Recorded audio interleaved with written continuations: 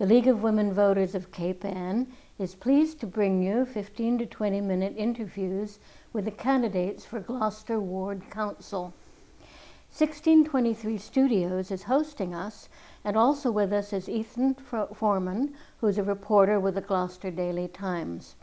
The League is a nonpartisan organization which encourages the active participation of citizens in government. We do not endorse any individual candidate for public office.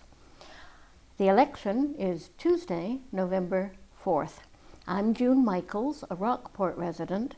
The candidate with me is Scott Memhard, running for a 6th term as Ward 1 councillor. So let's start with your telling me a little about yourself. Sure. And why you're running again. Yeah, as you say, this will be my 6th term if I am elected. Prior to running for City Council and serving in public office, I was the board president of the Sawyer Free Library, and on their board for 8 or 9 years, and then Maritime Gloucester before that, and then the UU Church. So this is sort of a transition for me to public office. As Mike Costello from the Chamber of Commerce said, I've gone over to the dark side. So I was also president of the Chamber of Commerce back in my youth. But I've run Cape Pond Ice Company on Gloucester's Harbor for the last 43 years, since 1983. My son and I still run the place, although we no longer own the property. We've dealt with a lot of challenges with the fishing industry and waterfront zoning, and that stood me in good stead to serve on City Council and on the Budget and Finance Committee and understand some of the challenges that the city faces in zoning, development, sea level rise, all the rest of the things that are an important part of Gloucester's rich heritage and challenge. The City Hall building is somewhat out of date in many ways. What do you envision as the future of the building and the area where it is? It's a wonderful question. City Hall is an edifice that we're all very proud of. It's not very efficient. We still have we borrowed, I think it's $2.5 million through the Community Preservation Act 12 years ago now towards renovation efforts, improving the vital infrastructure of City Hall and making it safe. That money has been expended now, and we have a lot of additional work to do, particularly updating the electronics and the safety of the building, but it's not very internet compatible right now. We're also renting additional space for city offices at the CADA building on Pond Road, which is an unfortunate expense. It would be wonderful to bring them back downtown and have a real functioning city management campus, and we keep eyeing the church up the top of Dale Avenue and all their resources now that we're not using it for swing space for St. Anne's for a school project or another. But we're going to stay in City Hall. We're going to make it work better for ourselves. It's part of the downtown cultural center along with the museum and the library, which makes Gloucester Gloucester. And it's a beautiful building. It just doesn't work very well, so we have to pick away at improving that challenge. Local industry provides local jobs and tax money. There's a strong call for more industrial bays in Gloucester, but the 4 industrial parks, Blackburn, Kettle Cove, Condolan Road, and Pond Road, are just about full. What do you see as the best way that Gloucester could expand industry? The one industrial park that you neglected to mention, which should be mentioned and should be top of our list, is the harbor front, is Gloucester Harbor. Gloucester Harbor is also an industrial zone and is under the auspices also of the Gloucester Economic Development, EDIC group. Unfortunately, Gloucester Harbor is 85 to 90% privately owned, so the city has very little control, and as a result, we've had very little state and federal money come into property maintenance of the wharves and docks on Gloucester Harbor, but Gloucester Harbor is also an industrial park. There is one last parcel up at Blackburn. It's about a 10-acre parcel. The developers there have been frustrated with the right fit. Originally it was going to be another marijuana facility, which for better or for worse is no longer in the cards. So there's one major parcel up there available. There is some expansion still at Condolan Road and again at the end of Pond Road and some of the private property that abuts the backside of the Blackburn Industrial Park. But we have an active economic development group the mayor has appointed and are working together to try and address how to better utilize and bring more jobs into the industrial park. One of the severe challenges that they've identified is the shortage of all things, electricity. We're at the beginning or the end of the line here in Gloucester, and all the electricity comes through a Beverly substation. So we're limited both in terms of reliability and in the quantity of electricity that's available, which is a key question for planning and development for all of the businesses, whether it's the coffee enterprise up there or Applied Materials or any of the other businesses. We've had a number of good meetings. It's actually within my ward, so I've been included with the EDIC in their meetings, trying to work together to at least educate Massachusetts Electric about the potential needs that the community faces in order to allow for further growth and expansion. But the industrial parks that we have are really a credit to Red Deering and other entrepreneurs of the 30 and 40 years ago who had the vision to set that land aside, carve it away from the watershed at Babson's, for example. So we're benefiting from them, their early work, but we're at a place where we're really challenged in terms of expansion. Conlon Road is surrounded by conservation land and water and swamp. It doesn't have ready access to 128, although that was explored a couple of years back. The harbor, I keep coming back to the harbor. There's an opportunity. The property that I used to own at the Cape Pond Ice Company is a 1 acre parcel. There's a vacant parcel next to us where Producers Fish Company used to operate. There's a lot of underutilized real estate on Gloucester Harbor, and we gradually need to fill that with good paying jobs and opportunities and deal with the restrictions that the Massachusetts designated port restrictions put on what kinds of uses are allowed. It's supposed to be dedicated to marine, industrial, waterfront related business, and there's just not a lot of it. GMGI has fit that keyhole in terms of their work, and there's an opportunity there, but there's a lot of work to be done, and there are not any easy answers. Well, one characteristic of the harbor front is that it's a harbor front.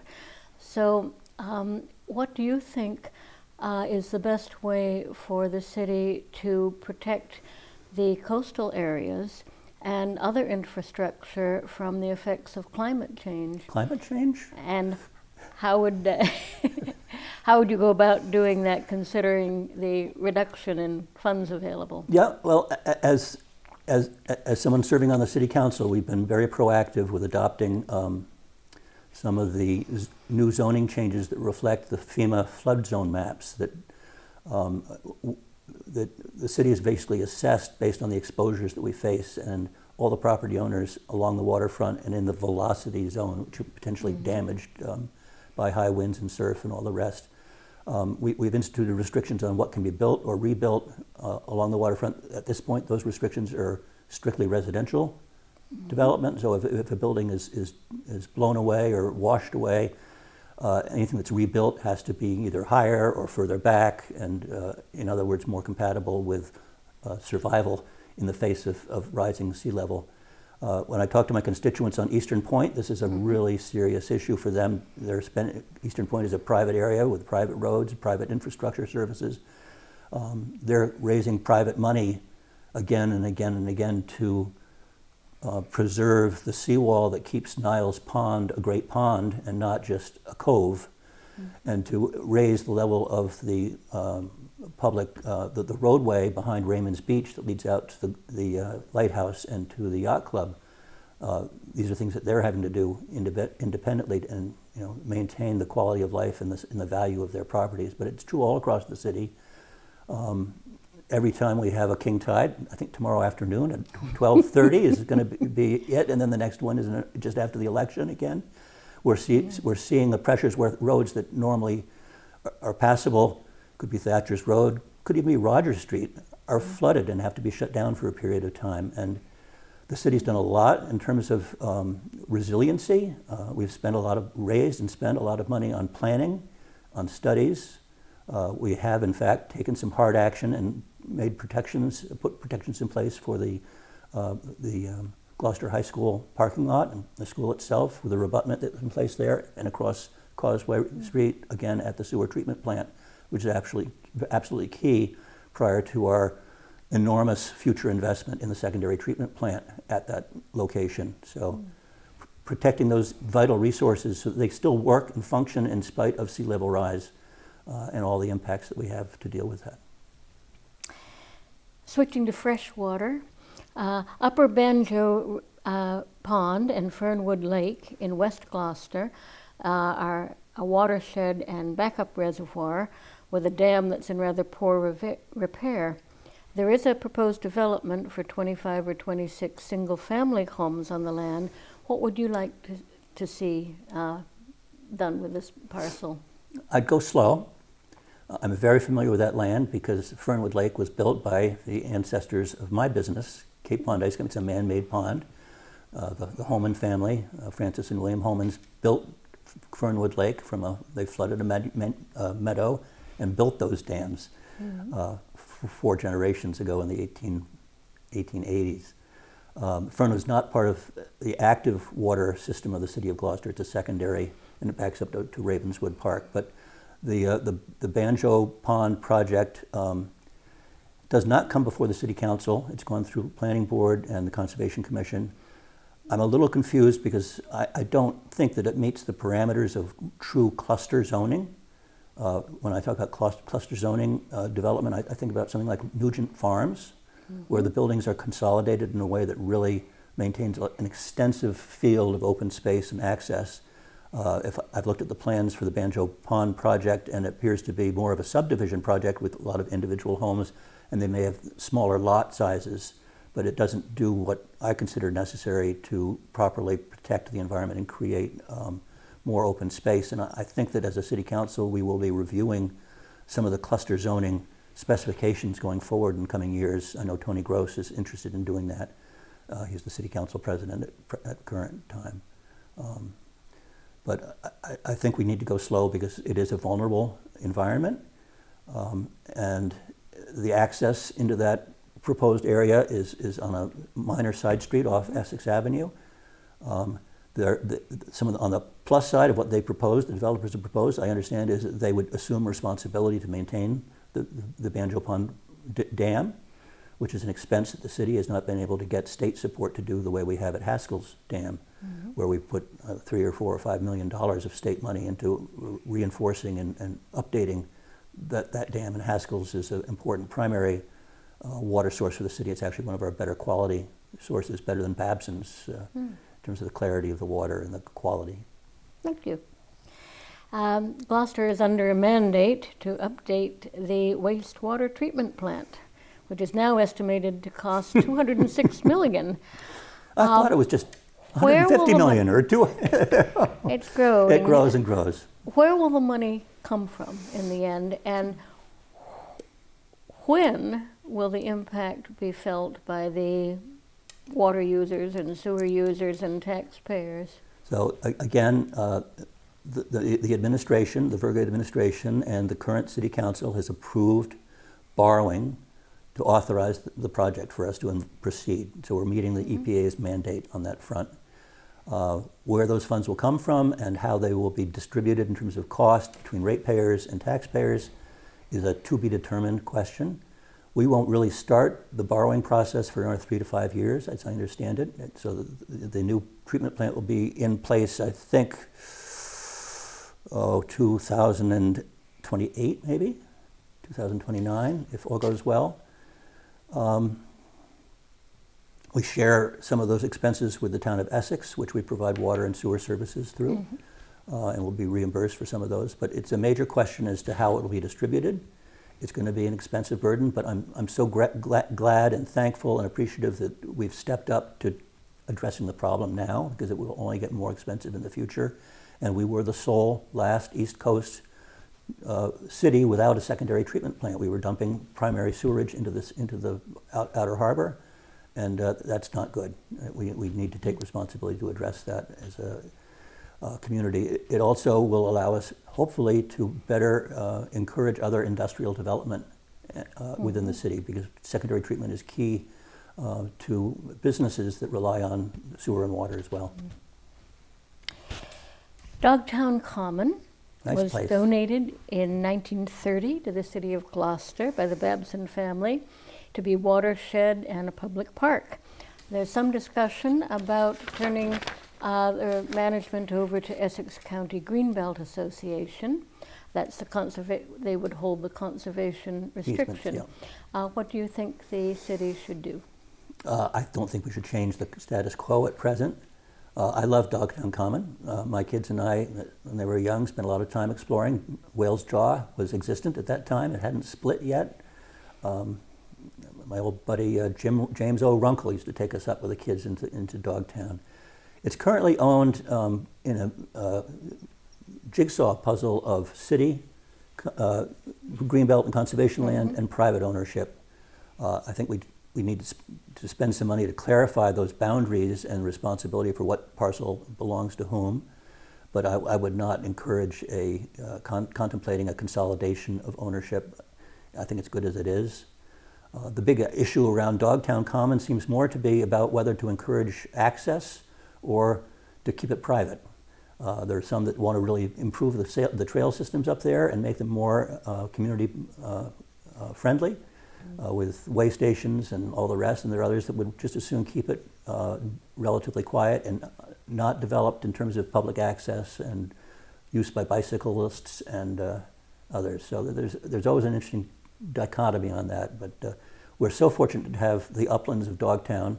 At some point, as part of the sea level rise challenges, we may find ourselves back to where the city of Gloucester originally had its feet, up in Dogtown. So as the tides rise around us. So it's lucky that we have some highland on the Cape, some good granite footings for the future. That's long term, obviously. Well, thank you. It's now time for the candidate to make his 1-minute final statement. Great. Well, thank you. Again, my name is Scott Memhard. I've served as Ward 1 City Councilor. I took the post over when Paul McGarry ran for mayor. And before that, Joe Sciolino, who's still a good friend and advises me in my role as Ward 1 City Councilor.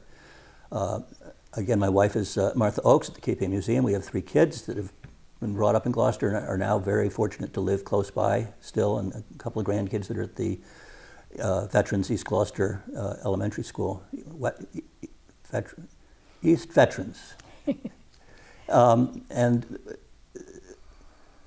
one of the things that I hope to do is to get the East Gloucester School site, which is now vacant, back up and running as an open green space, which is pledged to be. The playground just opened up there last week, and my kids have all been up there with their kids playing in it, and there's still work to be done in the open space. We don't have all the funds in place right now. We're probably relying on CPA funding to expand that. And I'm also hoping that one of my pet projects will be come to fruition, working with the administration and DPW to bring a sidewalk to connect Niles Beach and the back shore, so we have a continuous walking link around East Gloucester. I think that would be important, both from a safety point of view of pedestrian safety and cycle safety, but being able to walk around the Cape the way so many people love to do, but doing it in a safe, protected way. Thank you. On behalf of the League of Women Voters of Cape Ann, I want to thank Scott Memhard, Ward 1 Councillor, for agreeing to be interviewed, and thank 1623 Studios and the Gloucester Daily Times for making this interview accessible to the public. Please remember to vote on Tuesday, November 4th. The League of Women Voters of Cape Ann is pleased to bring you interviews with the candidates for Gloucester Ward Councillors. 1623 Studios is hosting us, and with me is Ethan Foreman with the Gloucester Daily Times. The League is a nonpartisan organization that encourages the informed and active participation of citizens in government. We do not endorse any individual candidate. The election is Tuesday, November 4th. My name is Cynthia Bierley, a Ward 5 resident. The candidate with me is Tracy O'Neil, who is running for Ward 1 Councillor, and Tracy was previously on the council in 2020 to 2022. Let's start by your telling me a little bit about yourself and why you were running. Okay, my name is Tracy O'Neil, and I'm running for Ward 1 City Council because I want a seat at the table. I want to give the people of my ward a voice. Many people don't even know who their city councilor is. When I was a city councilor for Ward 2, I had regular neighborhood meetings, and we got to know each other, and we had a camaraderie with each other. It was good. I mean, it wasn't always a happy time. You know, we had really good arguments, and people got to see, you know, what the issues were. So like I said, a lot of people don't know who their ward counselor is, or any counselor, and let alone the issues. So I want to bring the issues to them and give them a voice. Mm-hmm. Before I start the first question, there's construction going on above us, so that's the noise you hear. The City Hall building is out of date in many ways. What do you envision as the future for that building and the area, and how could it be accomplished? City Hall is a historic building, so I would keep it as original as possible without, you know, changing many things on it. It's a beautiful old building, but it's definitely out of date. It needs some updating. We just spent thousands of dollars in the Kairos Auditorium updating it for Zoom meetings. So I would keep it as close to its original self as possible.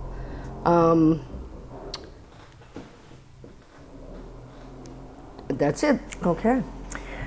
Local industry provides local jobs and tax money. There is a strong call for more industrial bays in Gloucester. But our 4 industrial parks, Condolan Road, Blackburn, Kettle Cove, and Pond Road, are full. What do you see as Gloucester's best way to expand local industry? Okay, I did not know that there was a strong call for more industrial bays, so this is news to me. I've kind of stepped away from politics for a while, but now I'm back.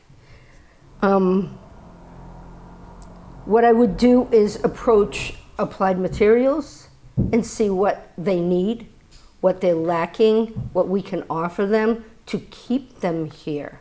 I know there is a building in the Blackburn Industrial Park, but I think it's a sick building. So we should investigate that. Who owns it? How sick is it? When I say sick, I mean toxic chemicals and, harsh chemicals and whatnot. So I would say investigate that, approach Applied Materials, and maybe approach Gorton's to see if they're getting everything they need. Those are our 2 biggest employers in the city. So we need to keep them here first and foremost.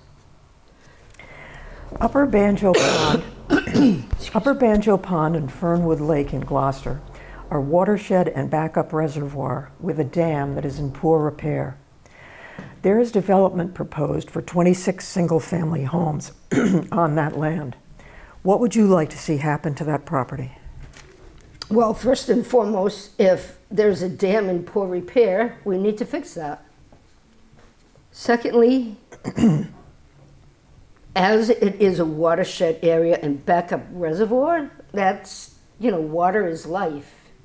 You can't live without water. So we need to be very careful to keep our water clean and safe.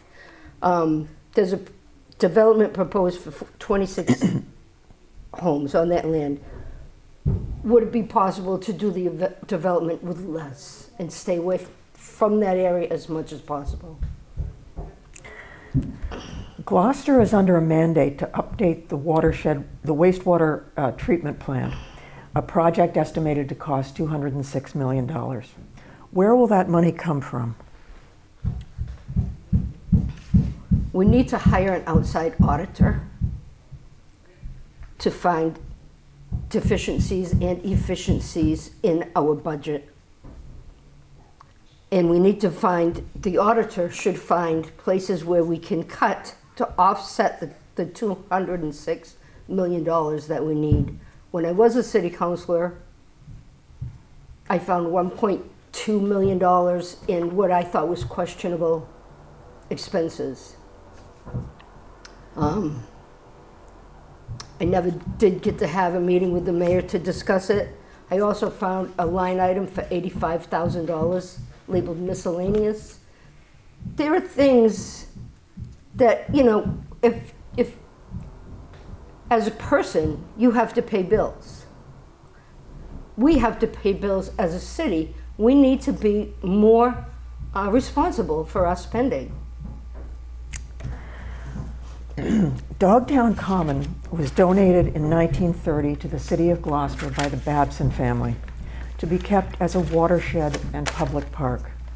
There is ongoing discussion about transferring Dogtown's conservation restriction rights to the Greenbelt Association with loss of local control. What do you think would be best for the future of Dogtown? I'm so glad you asked.